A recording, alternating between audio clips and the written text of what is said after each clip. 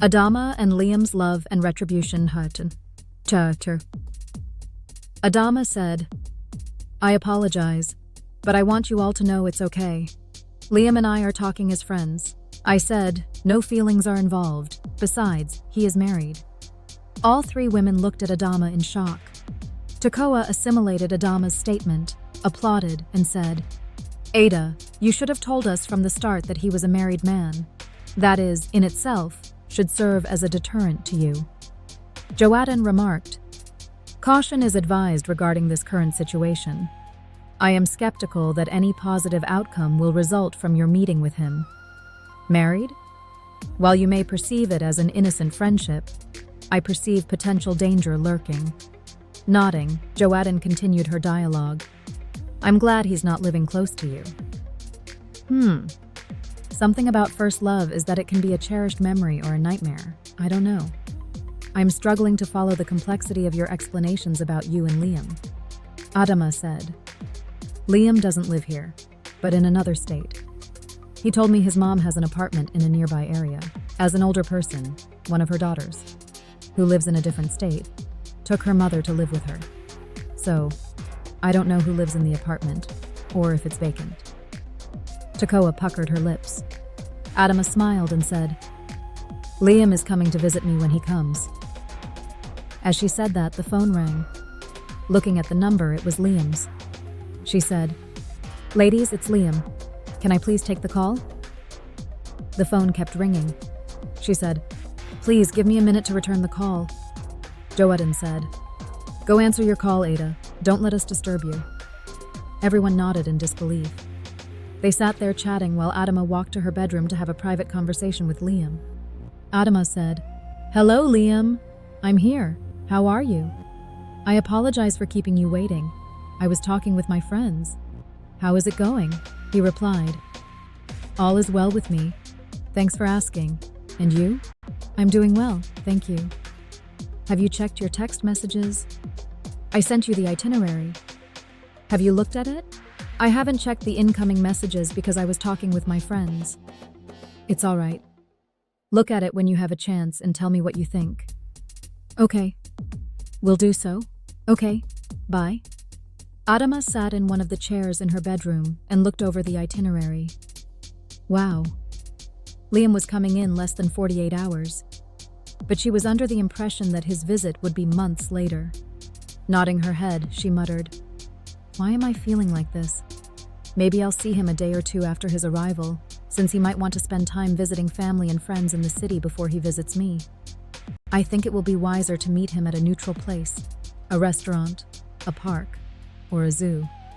With this mental arrangement in place, she smiled with satisfaction.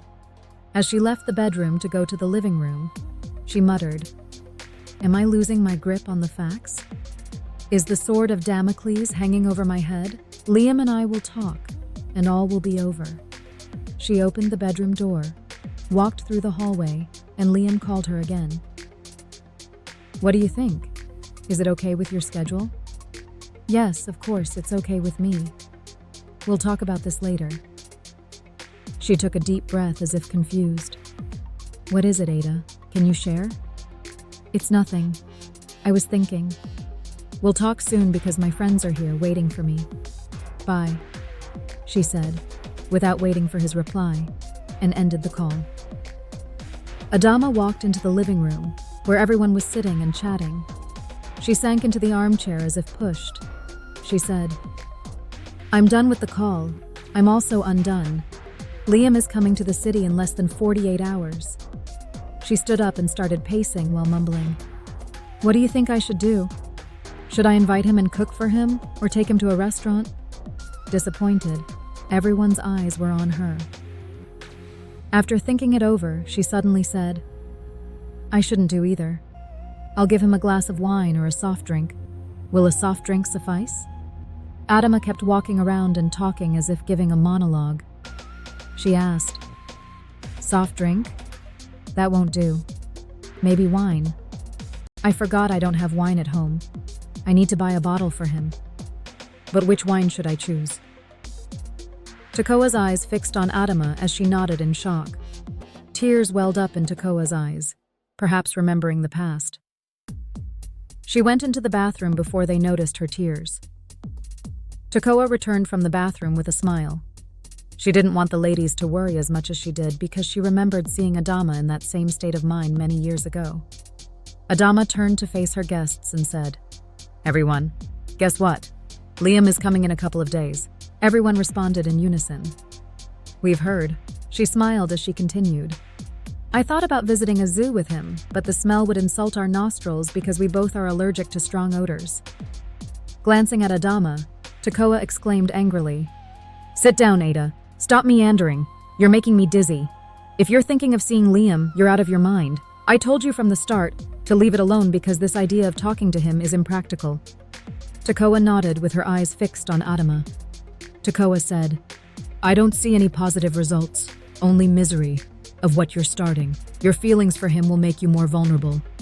I'm warning you. Stop this madness, my friend, before you get hurt." "Okay, my loved ones. I understand your concern, but you're overthinking everything. All will be fine. I've told you many times that Liam and I are just friends. Nothing emotional or physical will happen when we meet, but it's about understanding and closing the chapter of the past." Ashlyn got up, composed herself, and said, "You, my friend, are underestimating first love. Especially Liam, unbelievably, has an immense power over you. Before you pursue this topic, please consult God. Ada, don't test or trust your hypothesis. You are too vulnerable. Don't meet him, relent, or the enemy will have a field day with you. He will make you live his passions, and then he will show you all the colors of the rainbow. Please think about it. I'm leaving. We'll talk soon." Everyone was so upset with Adamah that they stood up to leave, except Tekoah, who remained seated, gazing at Adamah for a moment. Her face filled with grief.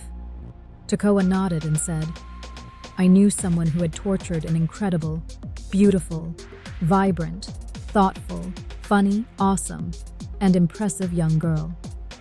He turned her life upside down. Everyone was worried about her, thinking that she might injure herself. She let someone injure her instead. You, my friend, are walking the same path."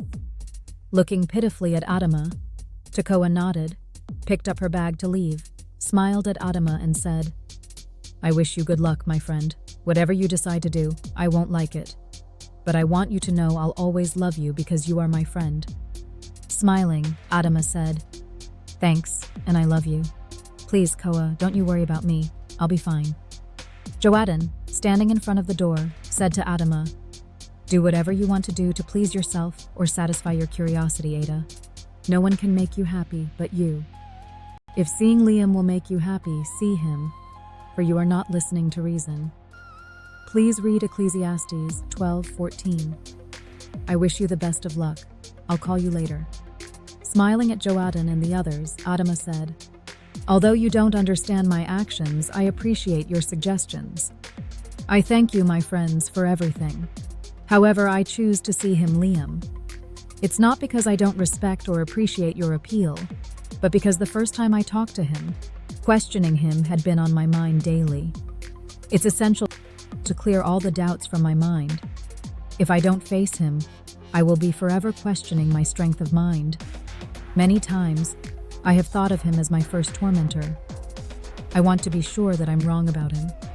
Tekoah wagged her head from side to side, hugged Adamah, and the others kissed her. Tekoah was the last to leave. At the door, she smiled at Adamah and hugged her. Everyone left Adamah to ponder what she had set out to do. Now alone, Adamah sat at the dining table, thinking about her friend's advice. "They meant well," she muttered. But she knew she would not only be okay, everything would turn out exactly as expected, perfectly fine. She reviewed the itinerary again and made a mental list of what she needed to do during the next 48 hours. The phone rang and interrupted her thoughts. Checking the number, she smiled and said, "Hi, Liam, how are you?" "I'm doing well. How are you?" "I'm mine. The girls had just departed a few minutes ago, and I'm already missing them. It seems that you are very close to your friends. That's very beneficial to all of you. I admire this sort of friendship. Some friends are odious. Having taken a moment to reflect on the word odiose, which had multiple definitions, she nodded negatively, as if dismissing her current thoughts. She responded to Liam, "Yes, we are close, very close. They are more than sisters to me." "Do you remember Tekoah?" "Yes, of course. She's David's sister." "How is she?" "She's fine. Dave lives out of state. Regrettably, you didn't contact each other. Such is life. Maybe I'll get his number from Tekoah someday." However, the problem was that Liam didn't know how much Tekoah hated what he had done to her friend, and how much everyone had been hurt due to Liam's behavior. Joadan called Adamah a day later, asking about the upcoming event, and whether she had decided to see Liam or abort the idea. "Jode, I have no choice but to let him come because he has already bought his tickets for the flight. Maybe his primary reason for coming is to see me.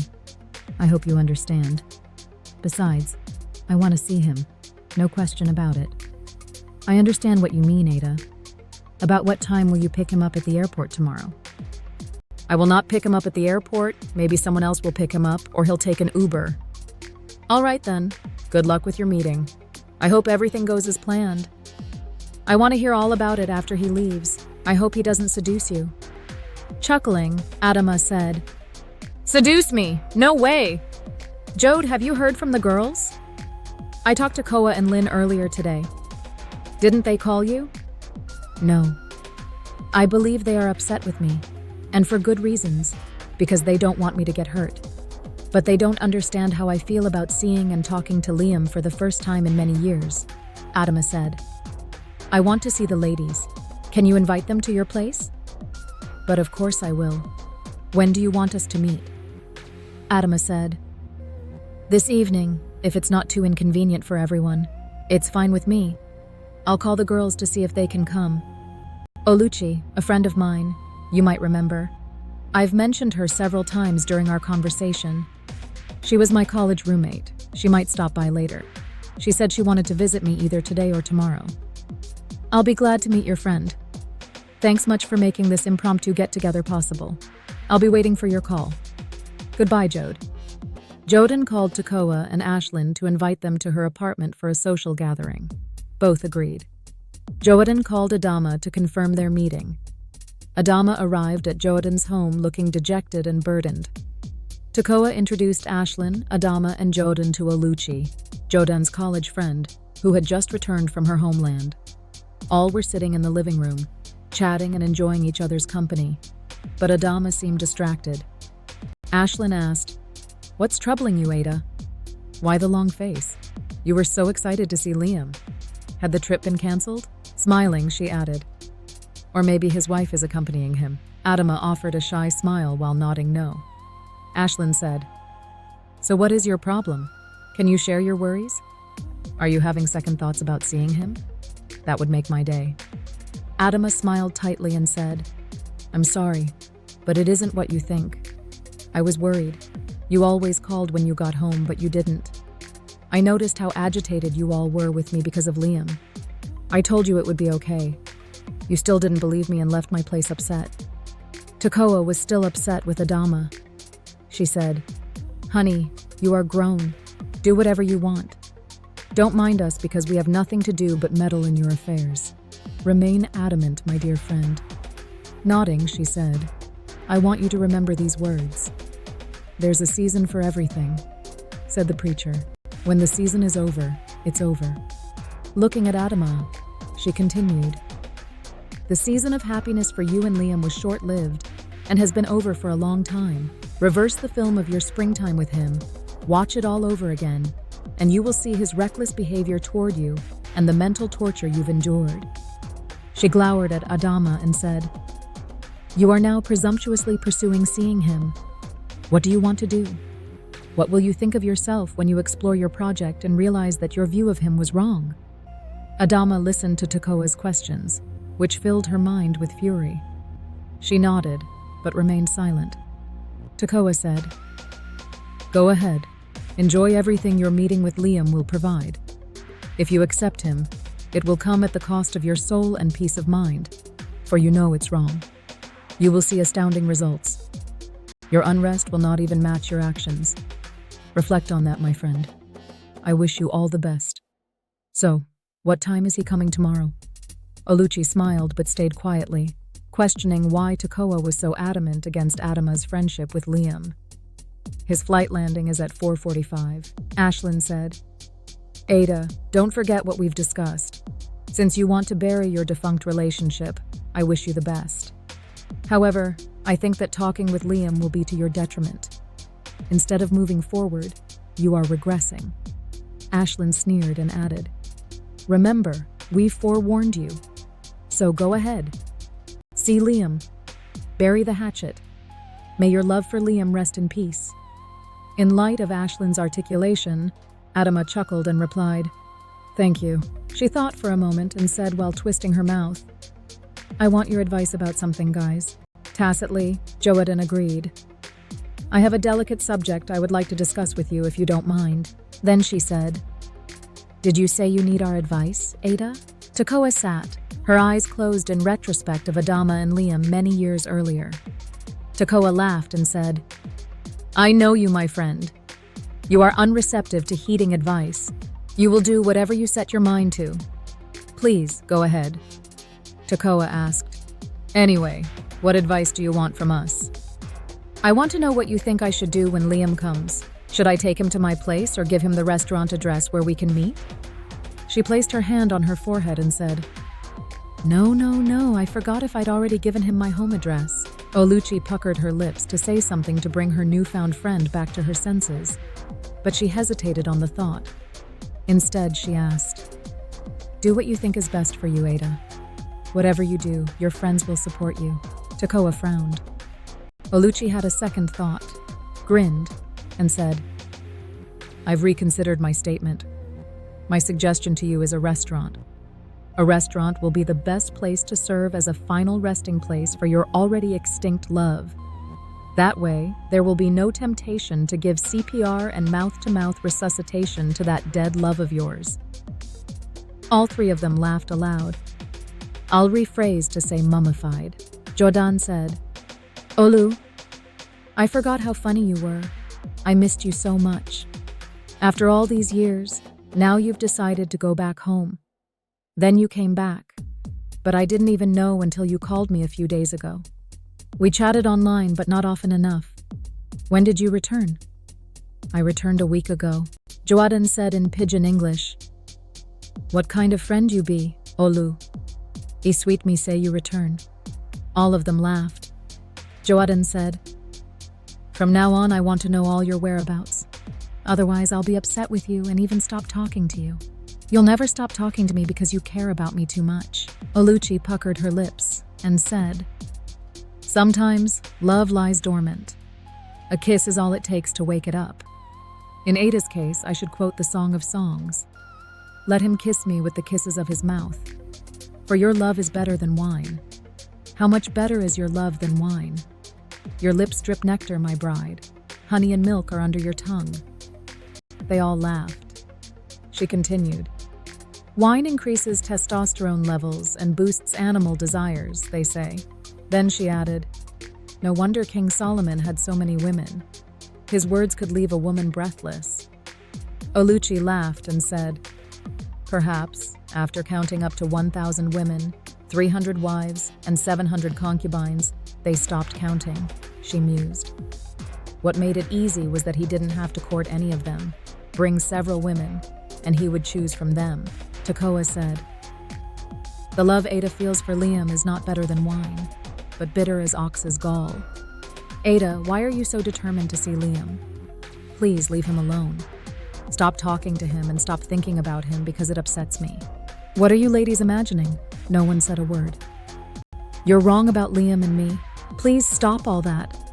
If you can't see how uninterested Liam and I are in our friendship, I don't know what to tell you. Please stop talking to me as if I were a child who lacks judgment. I'm grown. You're discouraging me because you don't know him as I do. Liam has a good personality. He's a good man, so stop criticizing him. Tekoah nodded, grabbed her cell phone, and scribbled something down. She said, You have a vivid imagination, my friend, but the tapestry of Liam you've painted in your mind is distorted. Keep defending him. You are intransigent. Nothing we said swayed you. I want you to know that what you want to do is unethical." Adamah looked furious. Tekoah said, "I must tell you the truth, my friend." Oluchi said, "Ye stir not up, or nor awake love until it pleases." Everyone laughed. Adamah looked upset with her friend's description of her friendship with Liam as mummified. She said, "Can you please stop? I'm capable of handling my own affairs. So, stop policing me, all of you."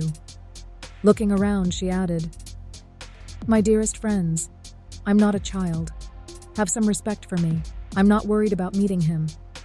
I'll face him and tell him what he did to me and let him know that the consequences of his actions fell on me. He thought I was irrelevant. I want to understand why he disrespected me and treated my feelings for him so recklessly." She looked at them and added, "If you're so worried about my meeting with Liam, should one of you or all of you be with me when he comes?" Koa, Jode, Lin. Smiling, she added, "Even you, Olu, my new friend. I would be honored if you joined us." Smiling, she said, "Chaperone me." Tekoah said, "Be careful, my love. I'm warning you. Just as Satan concealed his plan from the angels and led them into terrible sin, Liam has also hidden his plans from you. I hope you have enough sense to get him out of your mind and your life before you follow him to eternal ruin, just as Satan did to a third of the heavenly angels." Adamah's mouth was agape in shock. Smiling, Tekoah added, "Forgive my boldness. You keep saying that you're not a child, but you think, speak, and act like one. If your mind weren't childlike, you would behave like the adult you've claimed to be. Stay away from Liam." "But Koa," Tekoah said, "your heart has deviated from reality. I will never forgive you when you get hurt because we've warned you tirelessly." After some thought, she said, "You have disappointed me greatly, Ada. There's no hope for the hopeless, they say." Joadin said, "Ada, I suggest you don't worry about Miss Pius here. You know how she can be sometimes. You're an adult, so do what you want without a chaperone." Tekoah said, "Please, Jodin, don't encourage Ada's incorrigibility. Your influence and its consequences will weigh heavily on your conscience when things go wrong with her." She took a deep breath and added, "We live in a world full of corruption, and it's thriving. In short, evil rules the world, as if the Almighty God has abandoned the wrongdoers to their destruction." "Please stop it, Koa. I'm tired of your sermons." Tekoah nodded because she wanted to get through Adamah. She said, "You know Liam is married, but you refuse to give up. My primordial anxiety is that you are trading your peace of mind for anger and pain, because after he lures you with his charms into his arms, he will ultimately bite you like a serpent and inject his venom into your body as he previously did." Adamah glared at Tekoah. Tekoah smiled and said, "Mark my words, my friend. Go ahead, do what you want. See him, have an affair, whatever, but make sure you keep me out of it. You will face the consequences alone. Considering what's coming, it will be worse than before." "Koa, but you don't understand." "I understand perfectly. During your suffering, don't bother calling on the Lord with your foolish prayers or complaints because he will not listen. You will go to the crucible before he rescues you. Not only does the Bible warn you, but we as sinful human beings have also warned you to stay away from this married man." Looking at Adamah, Tekoah was so upset she said, "Ugh, this frustrates me. Again, Ada, please reconsider your actions before it's too late. I strongly feel you will regret meeting Liam. Despite our efforts to dissuade you from seeing him, you remain stubborn. Trust me, you will face great pain for ignoring our warnings." Oluchi sat quietly listening to the ladies. Suddenly she said, "I quote the Song of Songs. Many waters cannot quench love, neither can floods drown it. So if it's true love Ada feels for her ex, no one can do anything about that until it runs its course. If she wants to bury the hatchet, no wahala." Everyone frowned. It meant no trouble in Pidgin. All of them laughed. If Ada wants to befriend Liam, being friends is better than being enemies. Tekoah nodded and ignored Oluchi's statement. She responded to Adamah's earlier question. "Since you don't want to listen to reasons, as a mother figure, I've always been for you. I'll go with you, making sure that he doesn't hurt you or do anything shady." Nodding, Adamah chuckled and said, "A mother figure, did you say? You are only 2 years older than me, Tekoah. I've never seen you as a mother figure, but as a close friend and a loving sister with different parents." Adamah smiled and added firmly, "But ladies, what you all think of me is beneath my dignity. Anyway, I don't know the length of Liam's visit to town. He's coming tomorrow, but he didn't say when he will visit me." Tekoah said, "I'd love to go with you to the restaurant, but if you don't know when you will see him, that's a problem. It makes my going with you difficult." Tekoah nodded at Adamah and said, "Why is knowing the reason so important to you when you already know why? Liam is a philanderer. He could not and can never be in a monogamous relationship. Who wants to be in a relationship with Liam? Definitely not me." Tekoah gave a rueful smile and said, "Okay, if you say so. But mark my words, my friend. You will be his mistress. He never said anything about breaking up with you. Maybe he never broke up with women. They left him when they caught him with other women. If he left the subject alone, why don't you do the same?" "You've said it, Tekoah. Liam didn't break up with me. But he didn't know why I refused to see him, because I've never told him why. Not even a goodbye we said to each other, but complete silence." Tekoah scolded her, saying, "Ada, you can't resist the temptation because you've always loved Liam. We've begged you many times to reconsider your recklessness, but you've refused. What you're trying to do will only cause you pain. It seems like your ears are closed to our warnings." Adamah said, "Ladies, please tell Tekoah that I will be okay because she didn't believe me." Everyone just stared at Adamah. Tekoah replied, "I don't judge Liam's past. I don't judge anyone. But your memories are questionable, as if you're numb or have had a head injury. We've tried to bring this to your attention many times, but our efforts have been in vain." "Tekoah, please stop insulting me." Tekoah disregarded Adamah's plea. Tekoah's anger was all fire and flames. She took a deep breath and said, "I have no choice but to accept your bad judgment and decision. I must repeat this. Do whatever you want. I pray to the good Lord that your lack of judgment doesn't cause you terrible pain and suffering. If it does, it will be another stormy season for you." She nodded and continued, "You are an adult, not the young girl from years ago. So you've been warned. If you refuse to listen to reason, when things go wrong, I won't be there for you as before. Ada, I ask you to think carefully. I also want to remind you that every misdeed will have consequences. I will give you heartfelt praises when it happens, while our words resound in your memory. Why did you say such things to me, Tekoah, one of your best friends? Why are you wishing me evil?" Tekoah gave a tacit smile. "Tekoah, I'm not confused. I know exactly what I'm doing. Liam is married, remember? Had he not been married, I still would never find myself in the same situation with him again." Tekoah replied, "Because your explanation of why you want to see Liam seems illogical. I've tried to understand you, but I cannot grasp the incomprehensible. Please, make me understand." Oluchi looked at Tekoah and said, "Tekoah, leave her alone, please. Ada, seriously, don't make emotional decisions just because you want answers or want to see him. Please take the time to reflect on your decision, because an incorrect choice could frustrate you and cost you dearly. Trust your first impression when you talk to him, then follow your judgment. If you do otherwise, you may regret it." Tekoah smiled again and added to Oluchi's statement, "Ada, you don't understand your identity as a Christian. If you did, you wouldn't try to see Liam. Being a Christian means being distinctive from the masses, following the laws of God and the teachings of Jesus Christ. Also, you don't realize your own weaknesses around Liam. The Bible says, submit yourselves therefore to God. Resist the devil, and he will flee from you. James 4:7. Now, Adamah drummed her fingers on the table beside her. Her friend's warnings were irrelevant. She muttered, "Well, this is it." Was she facing triumph or defeat with her friends?